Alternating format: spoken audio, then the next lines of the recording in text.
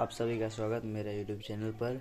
मैं आप सभी को 9th क्लास का एक क्वेश्चन पेपर दिखाने जा रहा हूं, जो 9th के बहुत ही छात्र छात्राओं को महत्वपूर्ण। क्लास 9th का विषय सामाजिक विज्ञान का 2 फरवरी 2026 को हो रहे मंथली टेस्ट का क्वेश्चन आंसर।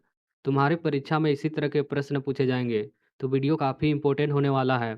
तो वीडियो को शुरू से अंत तक देखना, और चैनल पे पहली बार आए हो तो चैनल को सब्सक्राइब कर वीडियो को लाइक और दोस्तों के साथ शेयर करना मत भूलना। तो चलिए बच्चों, शुरू करते हैं। तो इसके लिए तुम्हें समय दिया जाएगा 1 घंटा, और टोटल 20 अंक के प्रश्न होंगे। अब आते हैं बच्चों प्रश्न पे। तो यहाँ पे तुम्हारा पहला सेक्शन है वस्तुनिष्ठ प्रश्न, यानी कि एमसीक्यू टाइप के प्रश्न। जहाँ पे पहला प्रश्न पूछा है, बफर स्टॉक का मुख्य उद्देश्य क्या है? ऑप्शन क निर्यात बढ़ाना, ऑप्शन ख आपदा के समय खाद्यान्न की कमी को पूरा करना, ऑप्शन ग फसलों की बर्बादी रोकना, ऑप्शन घ किसानों से जमीन लेना। तो बच्चों, बफर स्टॉक का मुख्य उद्देश्य होता है आपदा के समय खाद्यान्न की कमी को पूरा करना, यानी कि ऑप्शन नंबर ख इसका राइट उत्तर हो जाएगा प्रश्न 1 का। अब आते हैं बच्चों प्रश्न सेकंड पे। तो प्रश्न सेकंड पे तुम्हें पूछा है, 2011 की जनगणना के अनुसार भारत का सबसे अधिक जनसंख्या वाला राज्य कौन सा है? ऑप्शन क पश्चिम बंगाल, ऑप्शन ख बिहार, ऑप्शन ग उत्तर प्रदेश, ऑप्शन घ महाराष्ट्र। तो इसका राइट उत्तर हो जाएगा बच्चों ऑप्शन नंबर ग, यानी कि उत्तर प्रदेश, जो कि 2011 की जनगणना के अनुसार सबसे बड़ा जनसंख्या वाला राज्य है। तो ऑप्शन नंबर ग इसका राइट उत्तर हो जाएगा प्रश्न सेकंड का। अब आते हैं बच्चों प्रश्न 3 पे, जहाँ पे तुम्हें पूछा है, भारतीय संविधान में मौलिक अधिकार की संख्या कितनी है? ऑप्शन क 5, ऑप्शन ख 6, ऑप्शन ग 7, ऑप्शन घ 8। तो इसका राइट उत्तर है बच्चों ऑप्शन नंबर ख, यानी कि 6 मौलिक अधिकार है। तो प्रश्न 3 का ऑप्शन नंबर ख इसका राइट उत्तर हो जाएगा। अब आते हैं बच्चों प्रश्न 4 पे। तो प्रश्न 4 पे तुम्हें पूछा है, अंत्योदय अन्न योजना की शुरुआत किस वर्ष की गई? ऑप्शन क 1995, ऑप्शन ख 2000, ऑप्शन ग 2005, ऑप्शन घ 2010। तो इसका राइट उत्तर हो जाएगा बच्चों ऑप्शन नंबर ख, यानी कि अंत्योदय अन्न योजना की शुरुआत कितना में की गया था? 2000 में, यानी कि ऑप्शन नंबर ख इसका राइट उत्तर हो जाएगा।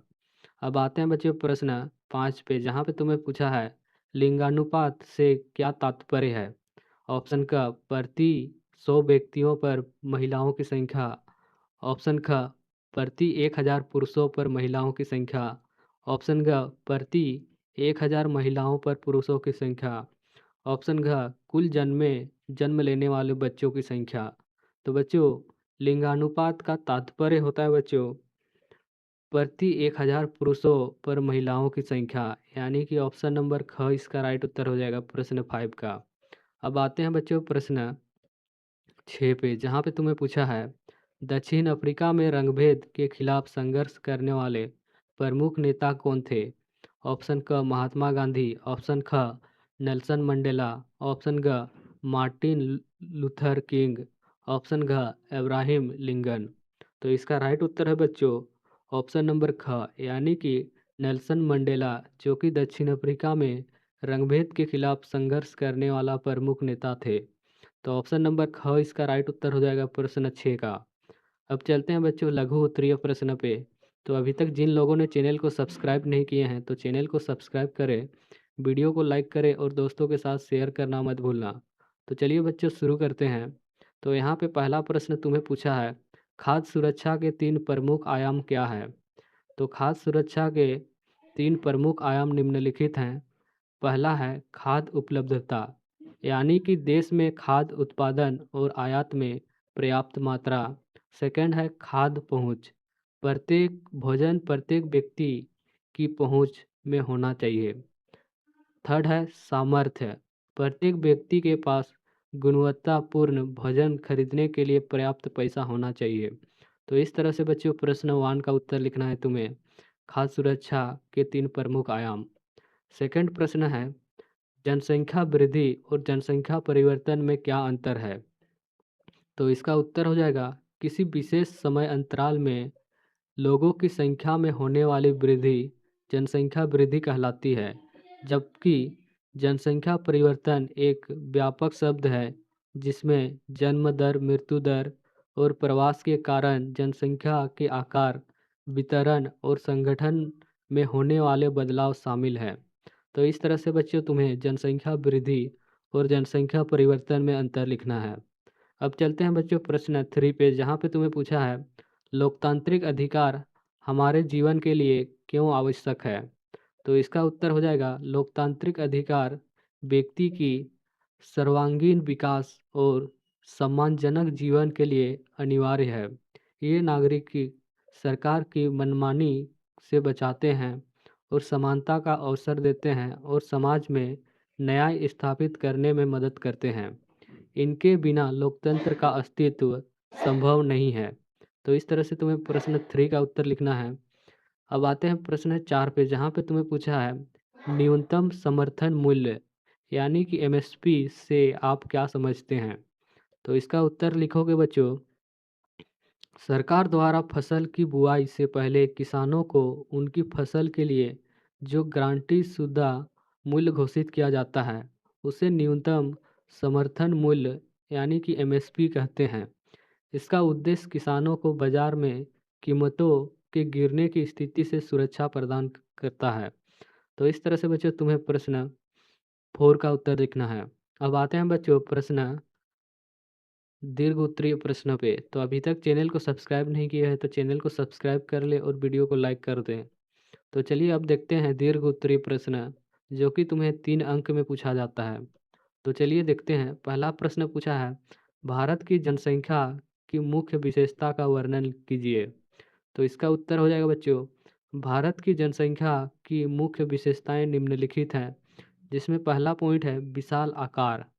भारत विश्व का सबसे अधिक जनसंख्या वाला देश है। सेकंड पॉइंट पे लिखोगे असमान वितरण।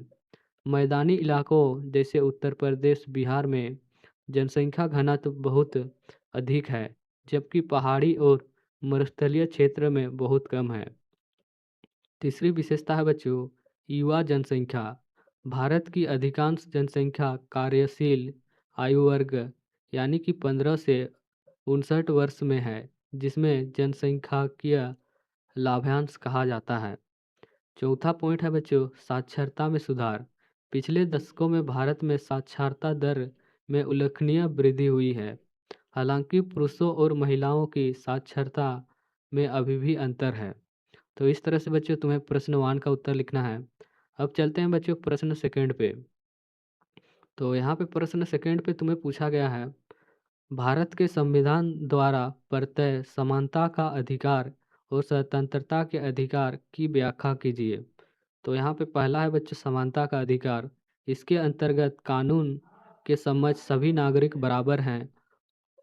धर्म, जाति, लिंग या जन्म स्थान के आधार पर कोई भेदभाव नहीं किया जा सकता है।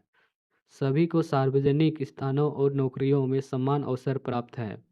तो इस तरह से प्रश्न सेकंड का पहला पॉइंट लिखना है तुम्हें समानता का अधिकार में।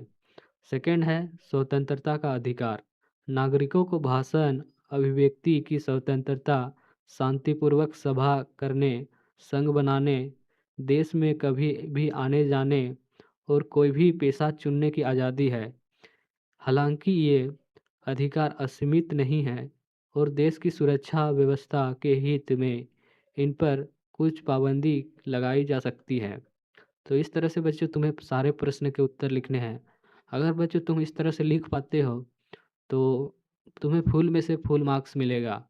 और वीडियो के अंत तक बने हो तो चैनल को सब्सक्राइब कर देना, वीडियो को लाइक कर देना और दोस्तों के साथ शेयर करना मत भूलना। मिलते हैं एक और नए वीडियो को लेकर, तब तक के लिए okay bye, take care, bye bye.